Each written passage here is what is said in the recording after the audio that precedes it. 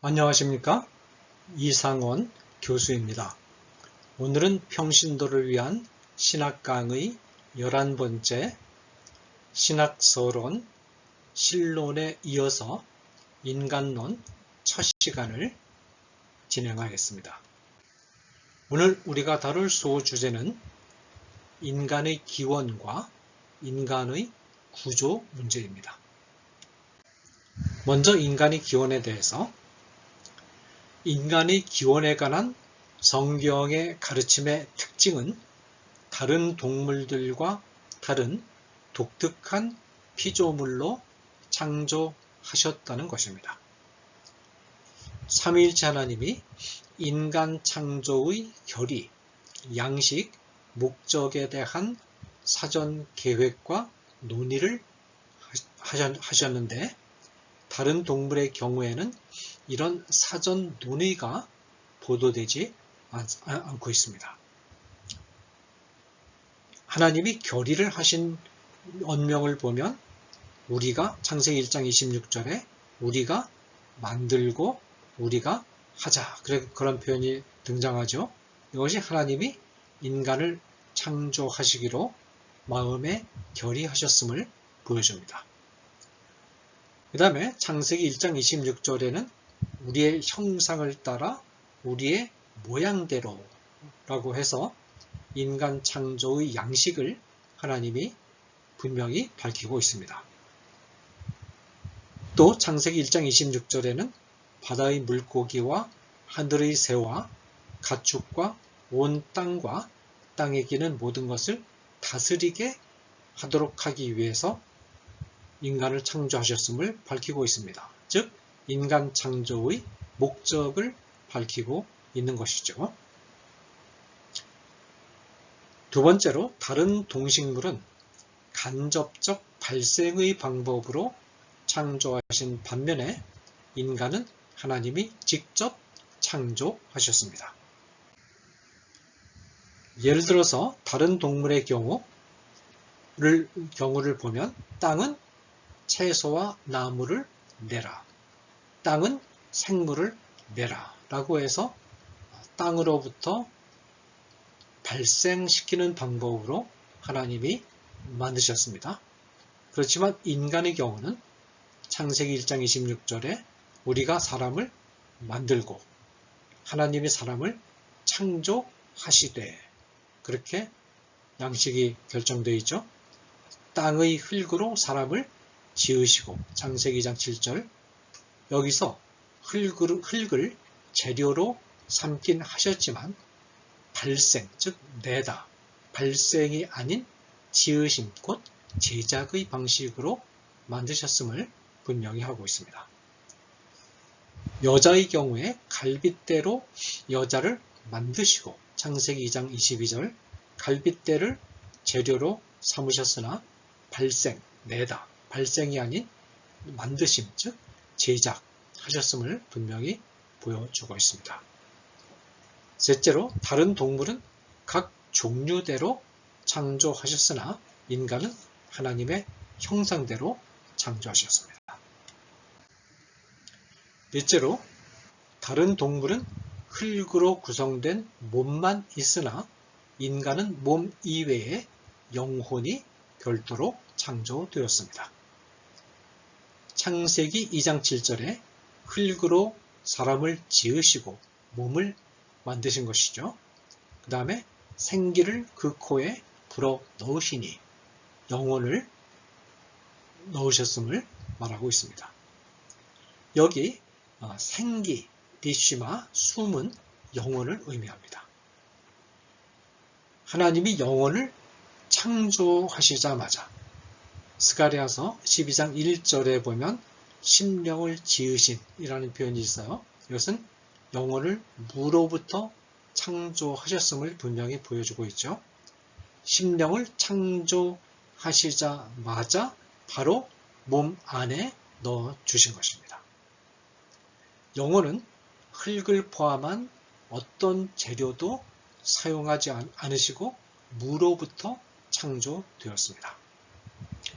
여기 생기를 그 코에 불어넣으시니 라는 이 표현은 하나님이 하나님 자신의 영의 일부를 나누어 넣어주신 것으로 보아서는 안 되는 것이죠. 또 선재하던 영혼을 가져다가 넣어주신 것도 또 아니다 라는 것입니다. 그래서 창세기 2장 7절 생기를 그 코에 불어넣으시니 라는 표현은 스가랴서 12장 1절 심령을 지으셨음을 말하고 있는 본문과 함께 엮어서 종합적으로 봐야 된다라는 것입니다. 하나님이 영혼을 창조하신 직후에 바로 인간의 몸 안에 아담의 몸 안에 넣어주신 것으로 인간의 몸 안에 넣어주신 것으로 이해를 해야 된다라는 것입니다. 그 다음에 다섯 번째로 인간은 창조된 직후에 다른 피조물보다 우월한 지위를 부여받았습니다. 하나님은 인간에게 만물을 주관하는 권한을 부여해 주셨습니다. 창세기 1장 28절에 땅에 충만하라, 땅을 정복하라, 모든 생물을 다스리라 라는 표현이 있죠. 그래서 인간을 다른 동물이나 식물과 질이 같은 동등한 피조물로 보는 것은 성경적인 관점이 아닙니다. 인간은 다른 동물이나 식물보다 훨씬 우월한 존재로 창조되었다라고 하는 것이 성경의 가르침입니다. 자, 그 다음에 두 번째로 인류의 기원 문제에 있어서 살펴볼 주제는 인류의 통일성 문제입니다. 모든 인류는 실존하는 인물인 아담과 하와로부터 유래했습니다. 하나님이 여러 명의 아담을 창조하셨다고 주장하는 복수 아담론이라는 것이 있고, 아담 이전에도 인류가 있었다고 주장하는 전 아담론, 또 전 아담론의 전제하에 성경의 아담은 유대인들만을 위한 조상이라는 이론, 전 아담론을 받아들이면서 아담 이전에는 다른 동물과는 다르지만 아담보다는 열등한 저급한 인류가 있었다라는 진화론적 이론은 성경적 근거가 없는 추정에 불과합니다. 자, 그 다음에 인간의 구조에 대해서, 인간의 구조 문제를 다룰 때 두 가지 쟁점이 있습니다. 하나는 인간은 몸, 영, 혼으로 구성되었는가? 3분설이죠. 아니면 몸과 영혼, 즉 으로 구성되었는가? 즉 2분설이죠. 이 3분설이냐 2분설이냐 하는 문제가 있습니다. 두 번째 쟁점은 인간의 영혼은 부모로부터 유전된 것이냐, 유전설, 아니면 하나님이 직접 창조하신 것인가, 창조설. 두 가지 이론 중에서 어떤 이론이 맞는 이론인가 하는 문제가 있습니다. 먼저 3분설에 대해서 데살로니가 전서 5장 23절에 보면 너희의 온 영, 혼, 몸이라는 표현이 나옵니다. 인간을 묘사할 때 영, 혼, 몸으로 묘사하고 있죠.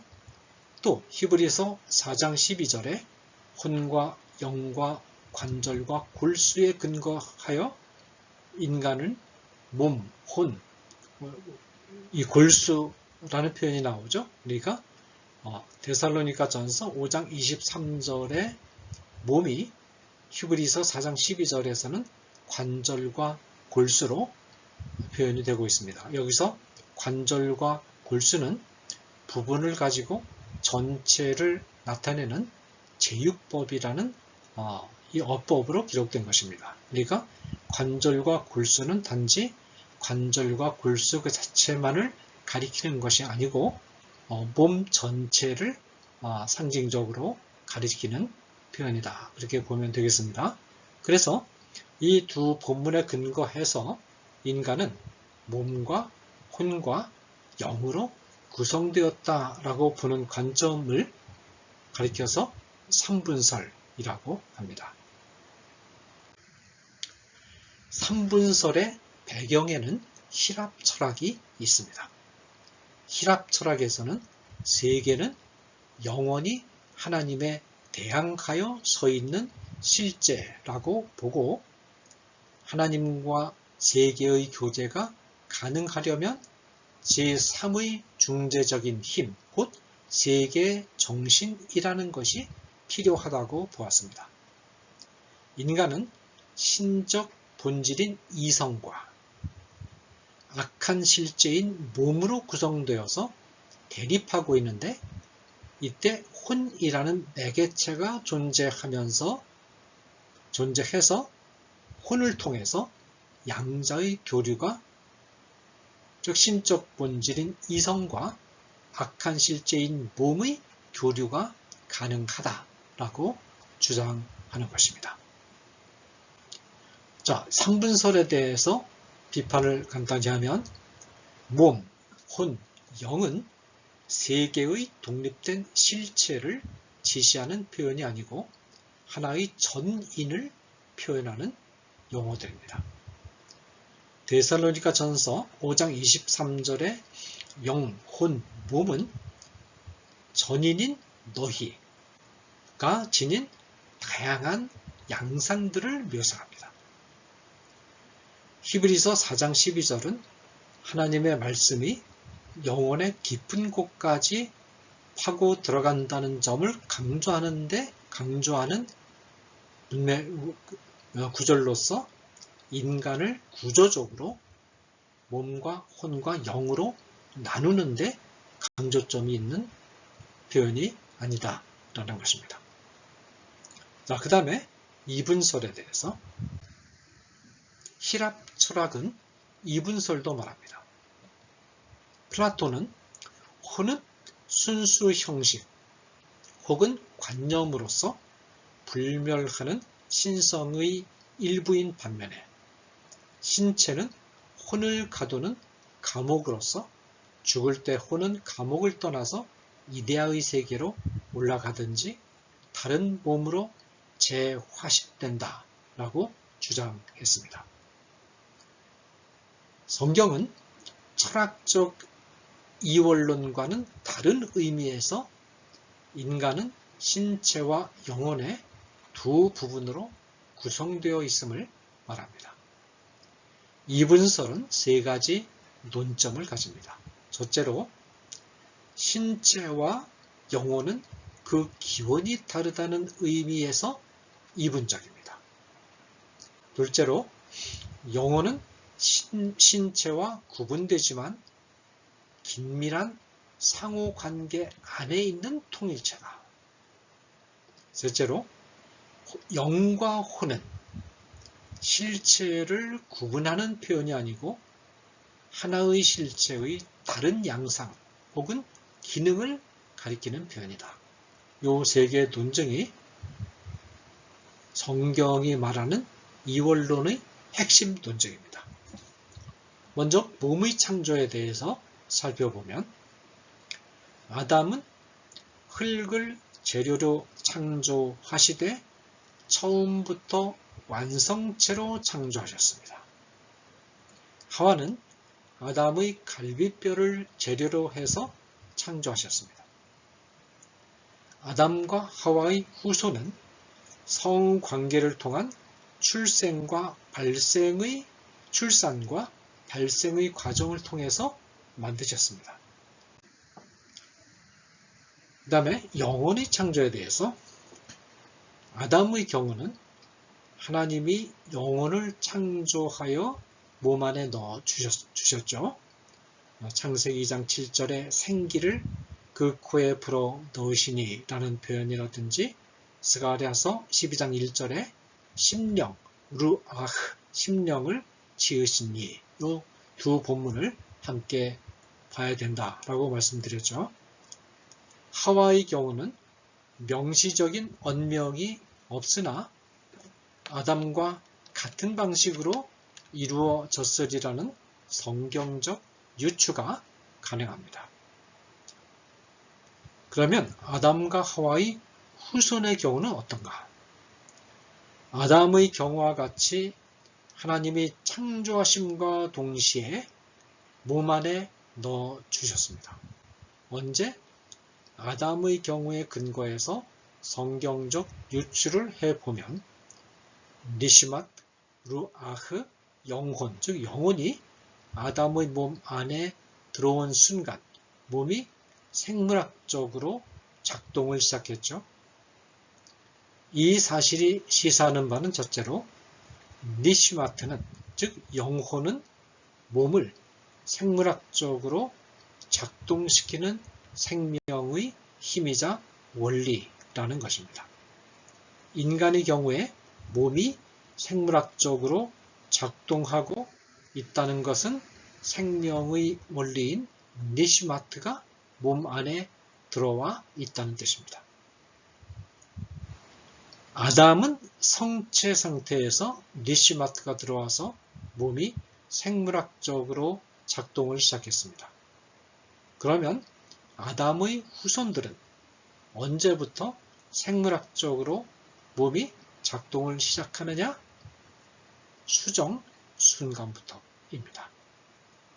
수정 순간부터 몸이 생물학적으로 작동합니다.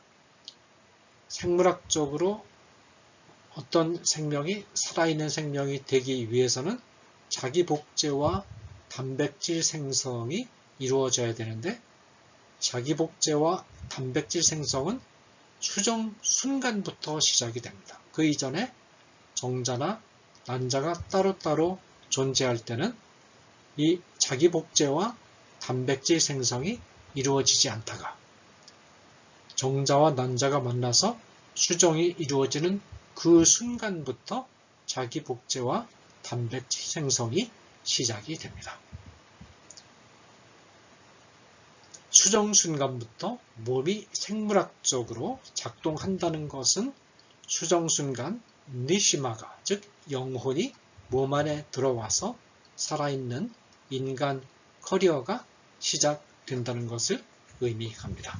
이처럼 인간은 수정 순간부터 영혼이 그 안에 들어와 있는 살아있는 인간이다 라는 것입니다. 이처럼 성경과 성경적 유추에 근거해서 하나님이 영혼을 창조하셔서 신체 안에 넣어 주신다는 결론을 얻을 수 있음에도 불구하고 아담과 하와의 후손들의 영혼의 기원에 대한 오해가 등장했습니다. 하나는 영혼 선제설이고 다른 하나는 영혼 유전설입니다. 우선 영혼 선제설을 살펴보면 영혼이 전세에 실체로서 존재했다가 신체가 발달하기 시작한 어느 시점인가 신체 안에 들어왔다라고 보는 입장입니다. 플라톤이라든지 필로라든지 오리게네스가 이런 주장을 했습니다. 비판을 한다면 성경은 첫째로 영혼의 선제를 말하지 않습니다. 성경은 아담과 하와 이전에 어떤 인류에 대해서도 말하지 않습니다. 아담과 하와의 영혼이 선제했다면, 선제했다는 것은 아담과 하와 이전에도 인간이 존재했다는 뜻이거든요. 그러나 성경은 이런 말을 전혀 하지 않고 있습니다. 둘째로, 만일 영혼이 선제했었다면 선제했던 시절에 대한 기억이 있어야 됩니다. 그렇지만은 인간에게는 선제 시절에 대한 기억이 없습니다. 그 다음에 영혼 유전설에 대해서, 영혼은 창조되는 것이 아니라 부모가 자녀를 낳을 때 부모의 영혼이 분할되어 자녀에게 전달된다고 주장하는 입장입니다. 터툴리안, 루피누스, 아폴리나리스, 리사이 그레고리, 어거스틴, 루터, 스미트, 쉣, 스트롱 등이 이런 주장을 폈습니다. 영원 유전설의 논증을 잠깐 살펴보면 성경 기록에 따르면 하나님이 인간의 코에 생기를 불어넣으신 것은 단 한 번뿐이고 기록상으로 그 이후에 출생은 인간에게 맡겨졌다라고 주장합니다. 하와를 만드실 때 하와의 영혼을 창조하셨다는 기록이 없기 때문에 하와의 영혼은 아담의 영혼이 창조될 때 포함된 것이 분명하다고 보는 것이죠. 또 하나님은 아담과 하와를 창조하신 후에 창조의 일을 그치셨다. 그래서 창세기 2장 2절에 그 일곱째 날을 복되게 하사 하나님이 그 창조하시며 만드시던 모든 일을 마치시고 라고 되어 있습니다.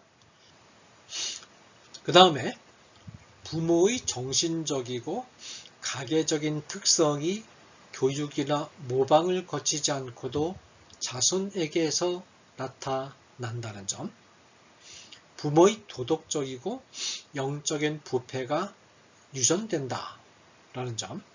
그래서 욥기 14장 4절에 보면 누가 깨끗한 것, 즉 죄 없는 자녀를 더러운 것, 죄인인 부모 가운데서 낼 수 있으리가 하나도 없나이다.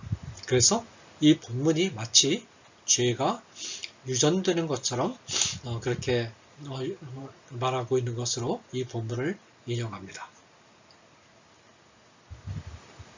이 본문은 죄인인 부모로부터 죄 없는 자녀가 나올 수 없다는 말을 좀 하고 있는 것이죠.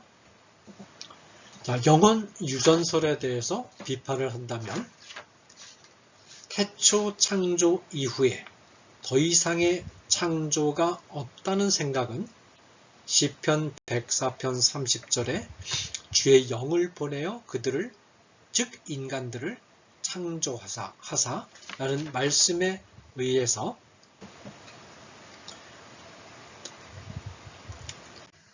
간단히 논박됩니다. 예수 그리스도를 믿고 거듭나는 것도 창조이며 마지막 날 신자들이 입게 될 새 몸도 창조된 것입니다. 영혼이 유전되는 것이라면 그리스도의 영혼도 마리아로부터 온 것이 되고 따라서 그리스도의 무죄성이 무너질 수 있습니다. 다음으로 영혼이 유전되는 것이라면 아담의 일대 자손에게 아담의 영혼이 분할되어 들어가고 이대손에게는 조부 아담과 부모의 영혼이 함께 들어가서 사실상 두 영혼, 본인의 영혼까지 합하면 세 영혼이 한 존재 안에 거하는 것이 되고 우리 안에는 아담으로부터 부모까지의 모든 영혼이 들어와서 헤아릴 수 없는 많은 영혼이 우리 안에 들어와 있는 셈이 됩니다. 그러면 우리의 정체성에 심각한 문제가 생기겠죠. 부모의 영혼이 내 안에 들어와 있다면 부모의 삶에 대한 기억이 있어야 하는데 우리에게는 그런 기억이 없습니다. 또한 부모의 사상을 내가 본능적으로 부모의 사상이 내 안에도 들어와 있어서 내가 그 사상을 알 수 있어야 되는데 자녀는 부모의 사상을 부모가 말을 해서 설명을 해주지 않는 한 부모의 사상을 알 수가 없습니다. 우리의 영혼은 하나의 자아로 통일되어 있습니다. 이것은 우리가 경험적으로 아는 것이죠. 그런데 유전설은 복수의 자아를 말함으로써 자아의 통일성에 위배됩니다. 나의 영혼이 선조들로부터 유전된 것이라면 내가 범한 죄에 대해서 내가 책임질 필요가 없게 됩니다. 그 다음에 창조설의 강점과 창조설에 대한 반대 논박입니다. 영혼의 창조설은 영혼의 비물질성, 영성, 불가분성을 설명하는 데 어려움이 없습니다. 영혼 유전설을 받아들이게 되면 한 영혼 안에 여러 사람의 영혼이 들어와 있는 셈이니까 영혼의 불가분성, 영혼의 영성을 설명하는 데 어려움이 생기죠. 여러 명의 영혼이 들어와 있는 셈이 되니까. 그렇지만 하나님이 각 사람마다 그 사람의 영혼을 창조하셨다고 말하게 되면 이런 문제는 해소가 됩니다.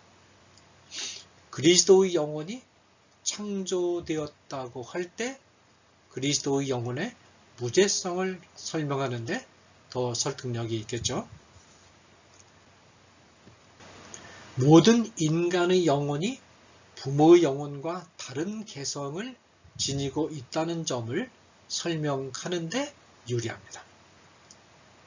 창조설을 받아들일 때 모든 아담의 후손의 영혼 안에 있는 죄성도 하나님이 창조하셨다는 뜻이 되느냐? 아담의 원죄는 유전을 통해서가 아니라 전가라는 방식을 통해서 아담의 후손에게 전달된 것이기 때문에 하나님께 책임을 돌릴 필요가 없게 됩니다.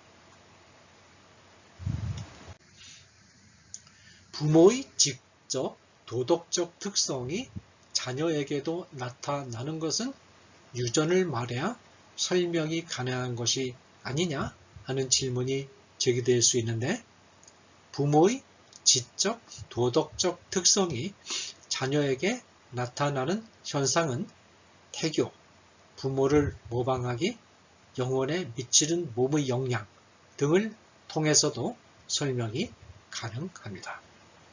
부모가 획득한 지식은 자녀에게 생득적으로 전수되지 않습니다.